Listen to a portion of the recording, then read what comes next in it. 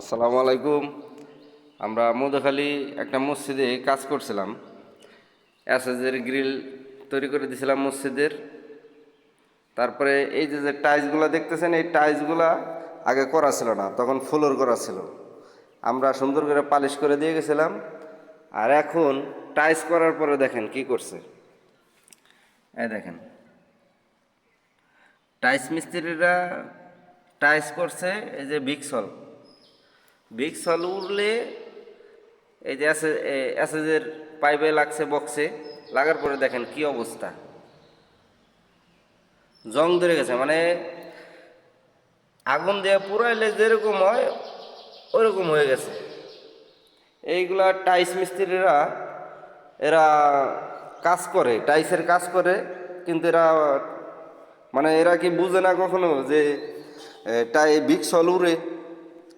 ভিক্সল উড়ে এইগুলা জানে। তারপরেও মসজিদের যে গ্রিল এই অ্যাসেজের গ্রিলগুলা এরা ঢেকে রাখে নাই, এবং কি এই মসজিদের কমিটি যারা ছিল তাদেরকেও বলে নাই। তারপর ওরা টাইস টুইস করার পরে ভালো করে যখন মুড়ছে, ভিক্সল তো উড়ে, এই ভিক্সল উড়া এই যে দেখেন কি অবস্থা, একদম পুড়ে গেছে। অ্যাসেজের বক্স একদম পুড়ে গেছে, প্রত্যেকটা গ্রিলের এই অবস্থা। এই যে দেখেন,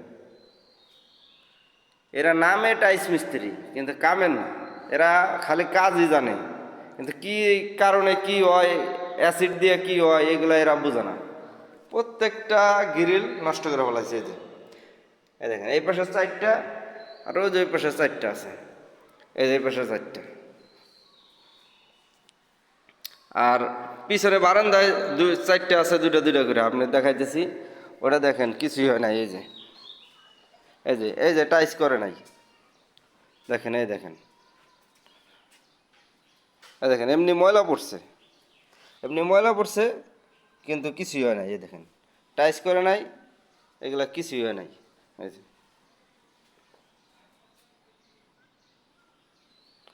তা টাইস করার সময় সবাই সাবধান, সব কিছু অ্যাসেজের গ্রিল গেট মেট যাই থাকুক এগুলো ঢাইকে রাখতে হয়।